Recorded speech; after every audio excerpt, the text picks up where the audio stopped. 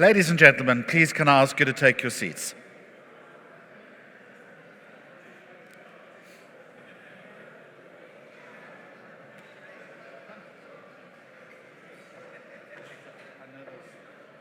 Difficult on heels sometimes, not that I speak from any experience. I thought, how would you know that? Let's get this started. Ladies and gentlemen, if I can ask you to take your seats, please.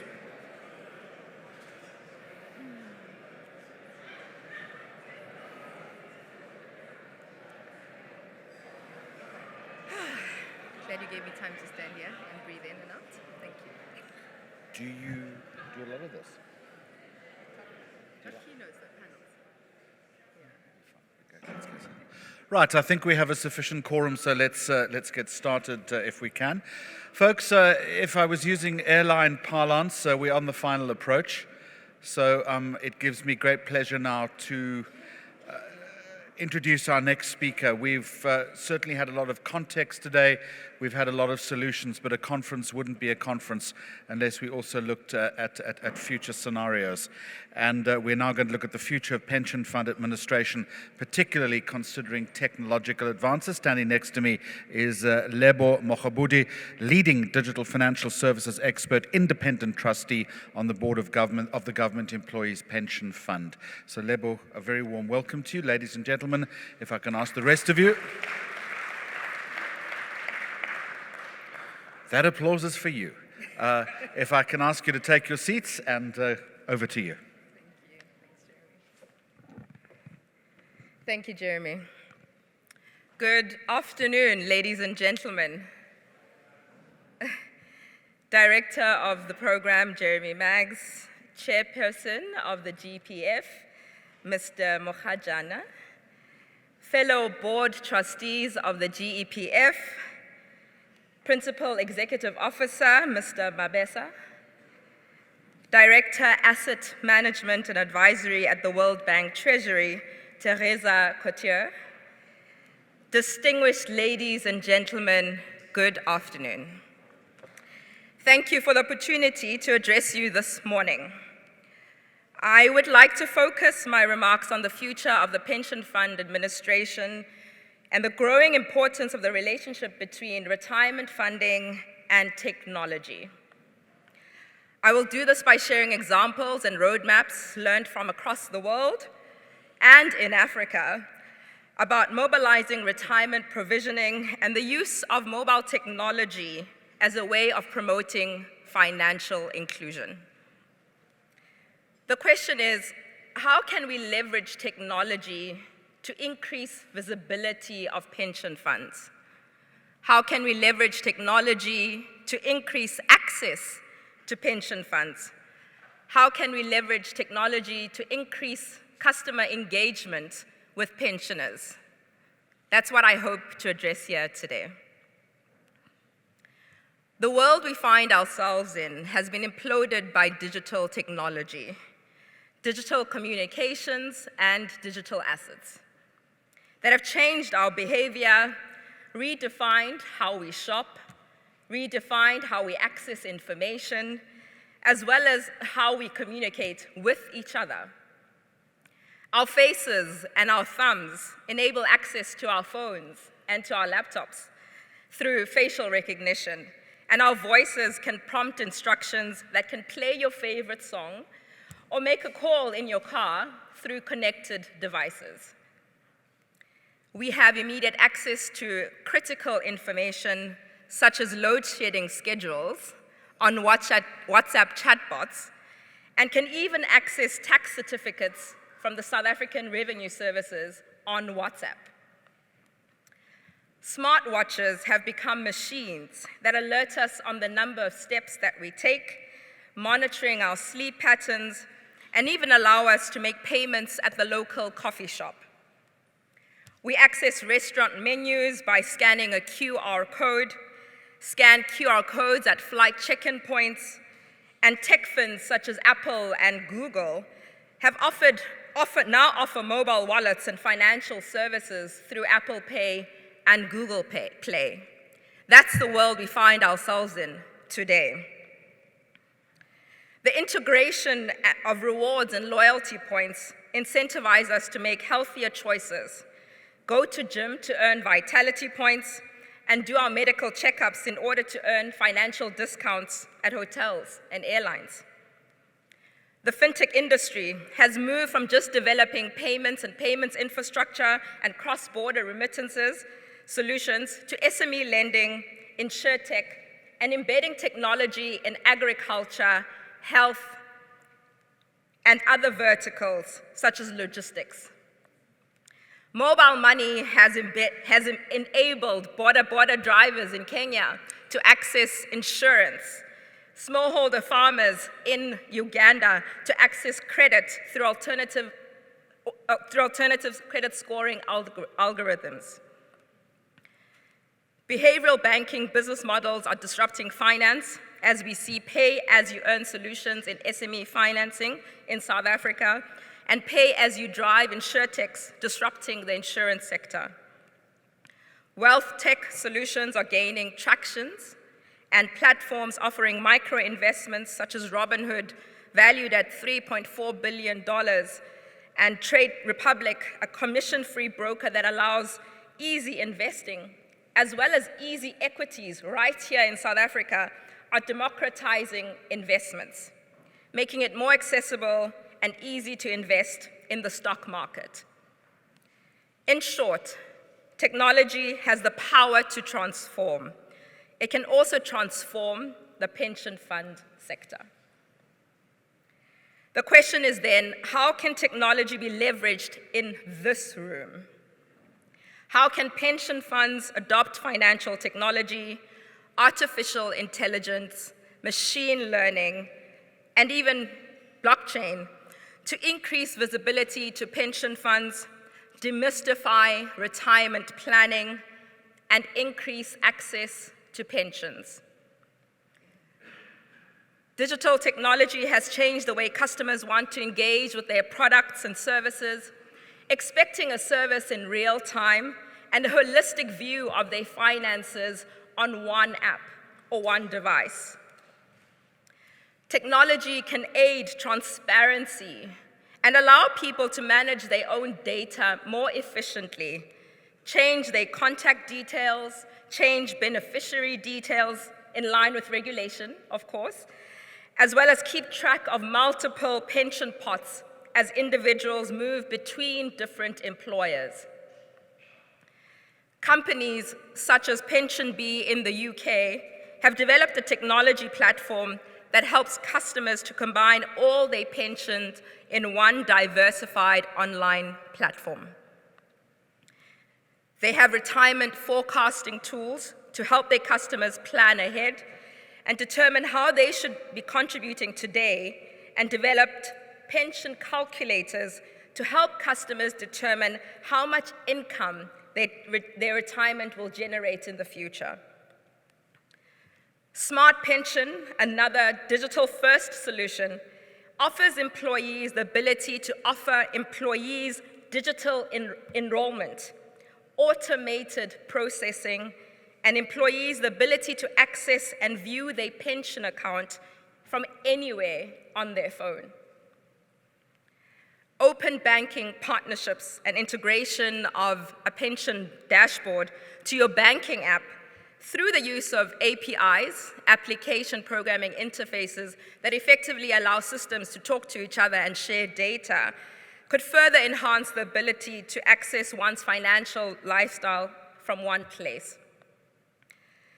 Digital technology can enhance the quality and effectiveness of interactions between pension providers and their members. For example, smart communications can take advantage of behavioral insights and the use of push notifications to nudge people to make contributions and check their balances. Artificial intelligence technology can be used to provide robo-advice, pensions guidance based on factors such as people's goals, attitude to risk, and how much money they have saved. In Hong Kong, for example, some pension scheme trustees have started using artificial intelligence chatbots to answer queries, and biometric fingerprint login identification for registered members. Let's look at how technology can increase access to pensions. Can technology aid the provision of financial services, specifically pension fund, to the underserved? Let's talk about Kenya. So in Kenya, the country that has prolific mobile money, and so many people use mobile money for almost everything. I lived in Kenya at some point where I used mobile money to pay my domestic worker. I used mobile money to buy oranges from the market. I even could pay my taxes using mobile money. In Kenya, about more than 80% of the working population in the informal sector is in the informal sector and not covered by a registered retirement plan.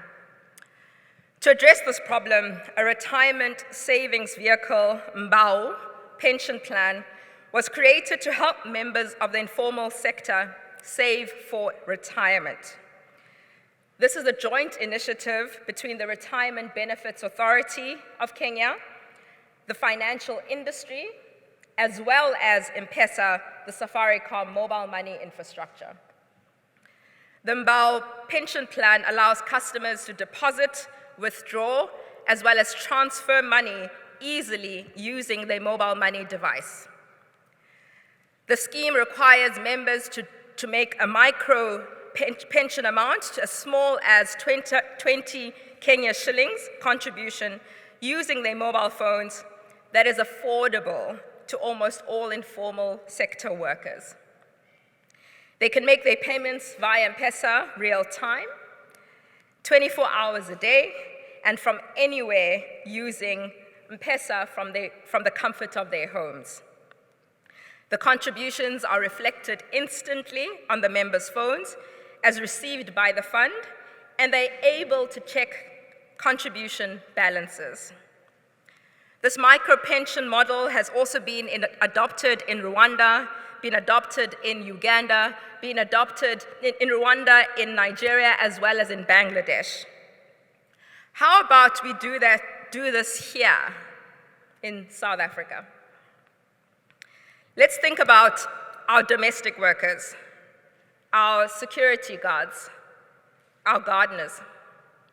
How can we develop a pension account for them and enable them to make micropayments daily, weekly, taking into account their wage cycle? Could we develop a digital ecosystem where a portion of airtime payments is apportioned to retirement planning?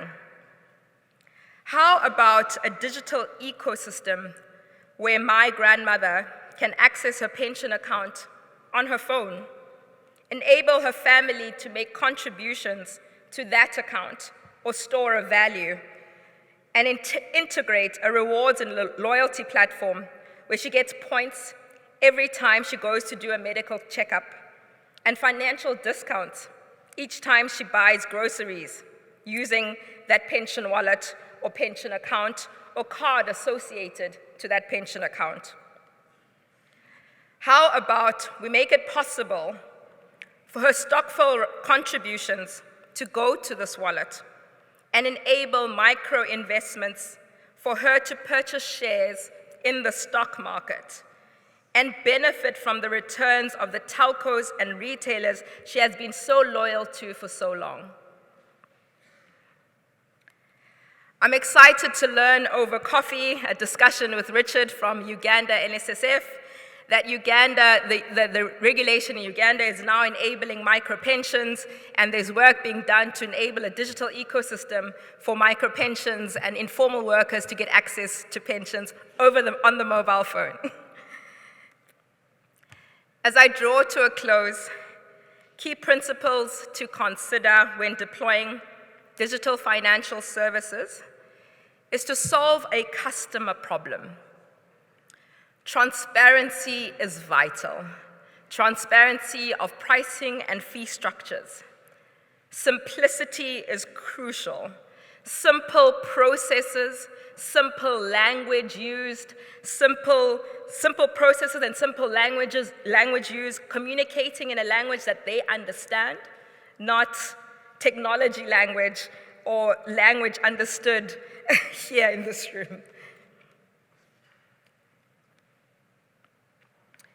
It's really important to build and maintain trust amongst a diverse set of pension stakeholders is essential, and adherence to regulations, of course, is vital, and ensuring customer protection.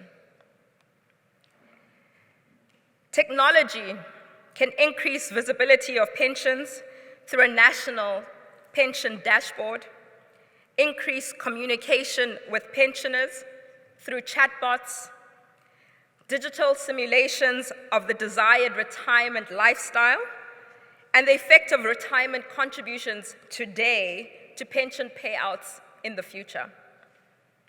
That could demystify retirement planning and nudge certain good behaviors. In closing,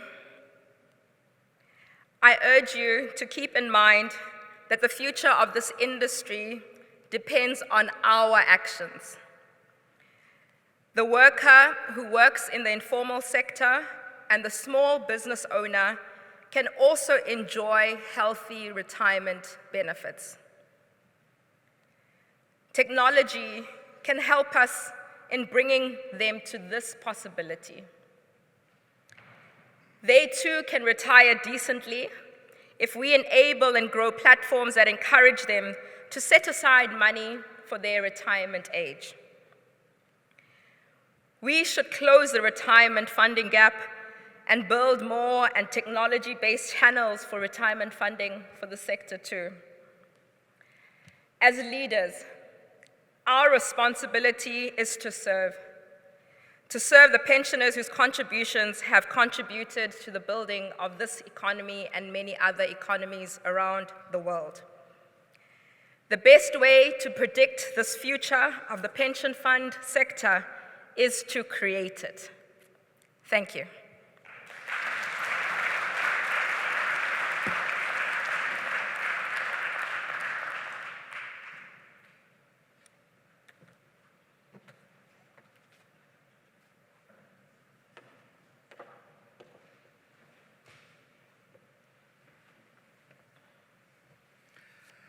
Lebo, thank you so much for reminding us that the collective responsibility of all who sit in this room are the pensioners themselves.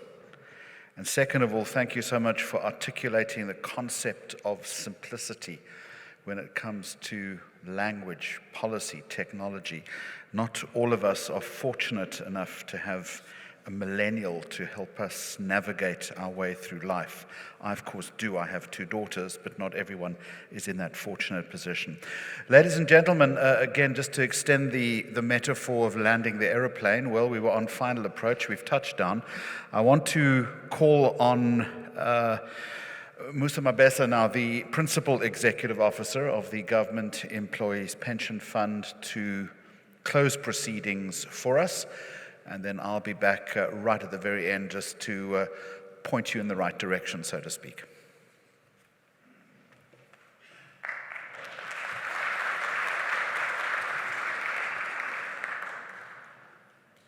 Thank you, Jeremy. Good afternoon, ladies and gentlemen. You will agree with me that it has been an incredible conference. Give yourselves a round of applause. You certainly did justice to our vision of a platform that stimulates dialogue on the opportunities and the challenges facing the global pension industry. We appreciate your openness to debate the challenges and providing the solutions to the vexing challenges that we face as an industry. We hope that this year's conference has provided all of you with an opportunity to robustly engage on the challenges that we face, as well as a quest to grow the ultimate goal of safeguarding the interest of our members as pension funds. Before I formally close the conference, we have one bit of exciting news. Using the words bit of exciting news is an understatement, and I will not be doing justice to the announcement. Ladies and gentlemen, the GEPF is committed to playing a leadership role in the retirement and investment sector, whether it is in South Africa, in Africa, or on the global stage. This conference, in partnership with our partners, Asset TV, as you'd have seen outside, either taking up a position on the Batsita board or chairing the Asset Owners Forum, of which I'm the chair, as one of the examples of the roles that we play. The GEPF has recently taken a seat on the CRISA committee, and CRISA is the Code for Responsible Investment in South Africa. Over the last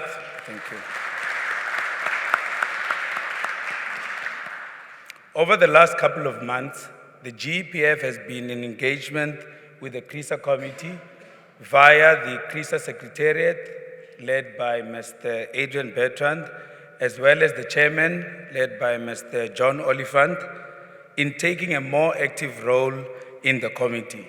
And as such, we have joined the board, and I'll be sitting on the board on behalf of the GEPF. GEPF is proud to be counted as one of the founding signatories to the United Nations Principles for Responsible Investment, and we have played a leading role in the development and the launch of the first Code for Responsible Investment in South Africa in 2011, as well as the South African network of PRI signatories.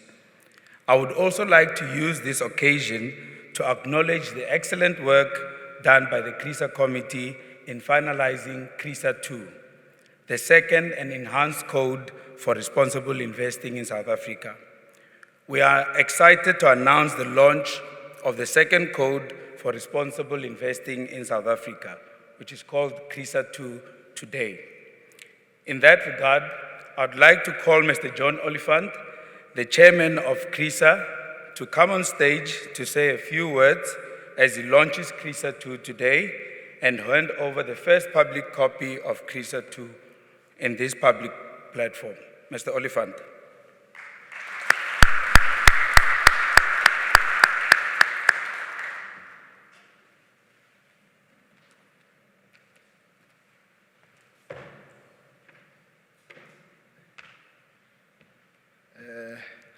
Thank you, Mr. Musamabesa. The GEPF leadership, the board chaired by Mr. Tondo, the deputy chairperson, Mr. Kekana, who gave us a very tough advice to say, I give you freedom to experience Cape Town, and some of us took that literally, and we're still trying to find ourselves. I must say that it's so encouraging to see this conference and the leadership role that the GEPF is playing. I think every person that I've engaged here, we all feel like we've learned something, because you would know that most of the time we go to conferences, it's all about people marketing their products as opposed to sharing knowledge. So really, I would like to congratulate the GEPF as well as the World Bank for continuing to provide this thought leadership event. And for free, you know, as small entrepreneurs, we can't afford to attend conferences. We used to get invitations in the past, Musa. Be careful, they say it's friends of the job. Ladies and gentlemen, the GEPF has been playing a very active role in the responsible investment space, and this was signified by the GEPF becoming the founding signatory of the PRI, which was launched by the then late Mr. Kofi Annan. And really, the reason we talk about responsible investing today in South Africa is because of the GEPF leadership, and we appreciate that. I thought it would be remiss of me not to quote something I said in 2008, and I do that humbly, you know, because I don't think it's important to quote ourselves.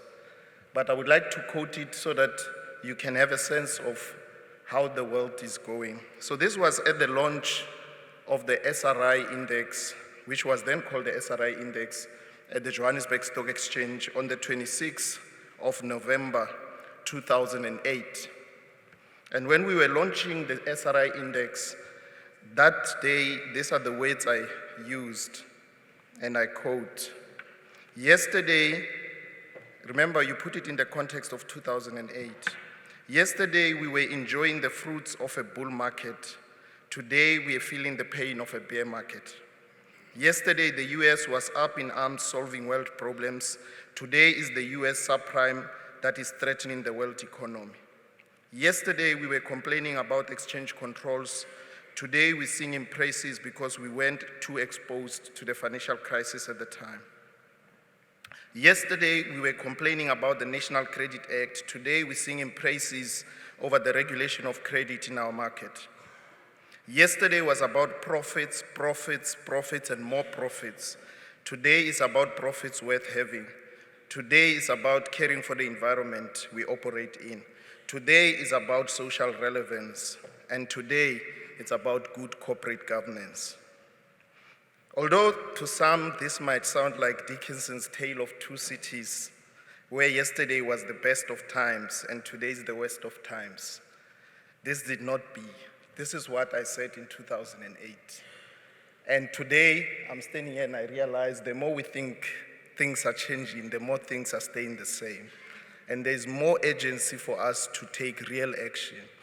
With those few words, Mr. Mabesa, as well as the CRISA committee, I would like to thank everyone that has contributed, including the industry that gave comments on the draft CRISA that was out for public comment and the opportunity to launch it. And I really would like to say the industry, with the leadership that is being provided by the GEPF, and it is my intention to step down as the chairperson of CRISA because I believe that CRISA must be led by asset owners, and we appreciate you coming on board to provide leadership, as well as the EPPF.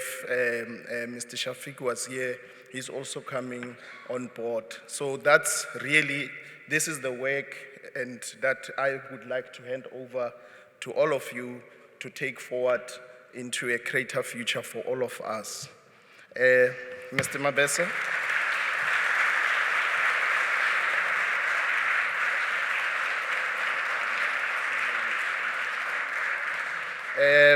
I would also like to call Sunette Mulder, is the Deputy Chairperson of CRISA, and also she represents ASISA on the Code for Responsible Investing, and Adrian, who has been pushing our secretariat to get the CRISA code out.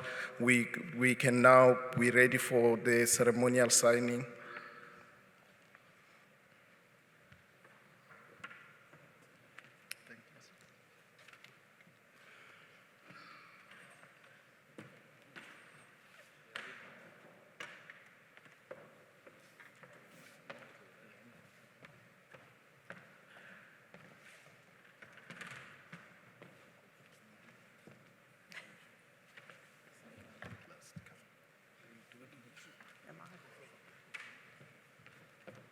Principal officer just said to me, "Ladies first, John."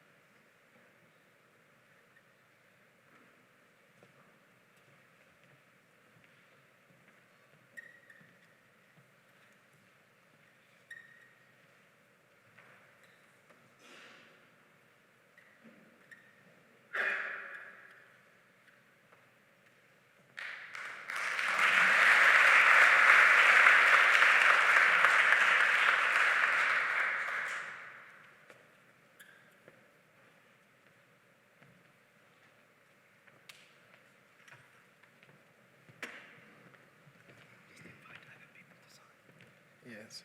Also, you invite other people to sign later. Yeah, okay. That's my, thank you. That's my copy. Jamie?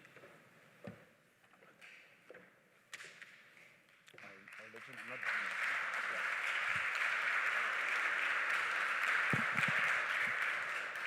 Thank you very much, Mr. Oliphant, and thank you very much to the CRISA committee. Your efforts are greatly appreciated.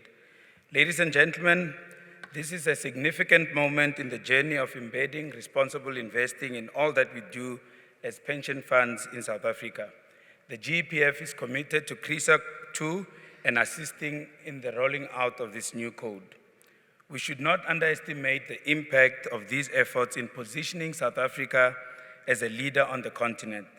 We recently received the following communication of support for CRISA 2 from Kerry Waring, the CEO of the International Corporate Governance Network, the ICGN, a global body with members representing assets of more than $70 trillion US dollars. The International Corporate Governance Network congratulates CRISA on the publication of CRISA 2 today. This achievement further cements South Africa's position as a world leader in centralizing the importance of responsible investment practices firmly on sustainability outcomes. Ladies and gentlemen, I call on all role players in the pension fund and investment industry in South Africa to engage with the codes and adopt them as best practice. A round of applause to CRISA 2 and the CRISA committee.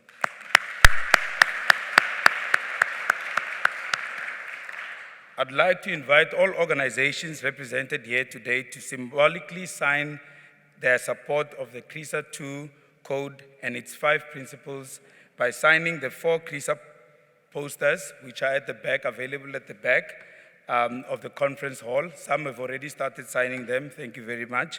As you leave the conference hall at the close of the proceedings. Ladies and gentlemen, we have come to the end of our 1.5-day conference. I'd like to thank you for a very wonderful conference. The attendance has been great. It is our belief that by bringing together knowledge and experience from across the globe, this has yielded a unique combination of thought, strength, and insights in the pension industry and will prepare the industry for a better tomorrow. Thank you for contributing to making the conference to be all that we expected it to be. Our appreciation to our partners, the World Bank Treasury, for their continued support for this event. A special thank you to our speakers and panelists. You did a sterling job to keep the panel together. Your contributions have certainly given us food for thought as we go forward to tackle challenges that we face. To our moderators, a big thank you for holding the conference together. Thank you to our program director, Jeremy. You did an amazing job facilitating the 2 days. Thank you to all our delegates, for without your attendance, this conference would not have been successful. Let me also thank the PIC Board of Directors, those members who were able to join us over the last day and a half. We appreciate your presence as well as the stewardship over the management of our investments. Let me also thank the management of the administrator of the GEPF, the Government Pension Administration Agency, who administer the payment of benefit and other related benefits on behalf of our members and beneficiaries. And finally, thank you to the GEPF board, executive, management, and most importantly, the GEPF communications team under the guidance of Mr. Babs Naidu for organizing such a wonderful conference. You guys are amazing. We look forward to hosting you next year. Thank you and travel safely. Thank you very much.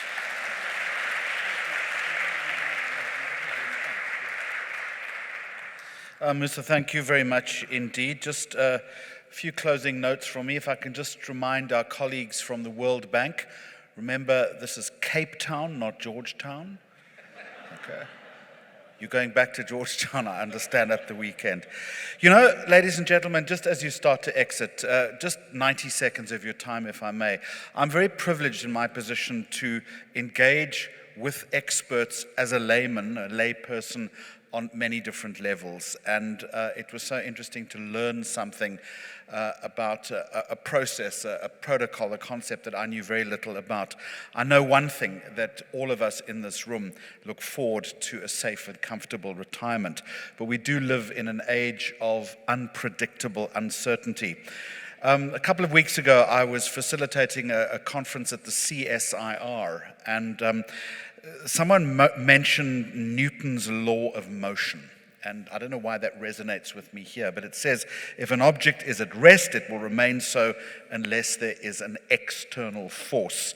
You in this room, I think, have an unenviable often and awesome responsibility.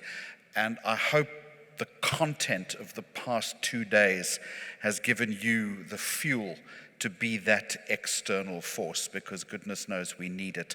I wish you all a safe trip back, whether you're going to Cape Town or Georgetown. Thank you so much for attending. I can't believe it. You've just had tea. Now there's some lunch outside for you as well. Don't let it be said that the fun doesn't feed you. It's been a privilege and a pleasure engaging with you, and I wish you a good weekend. The conference is officially at an end.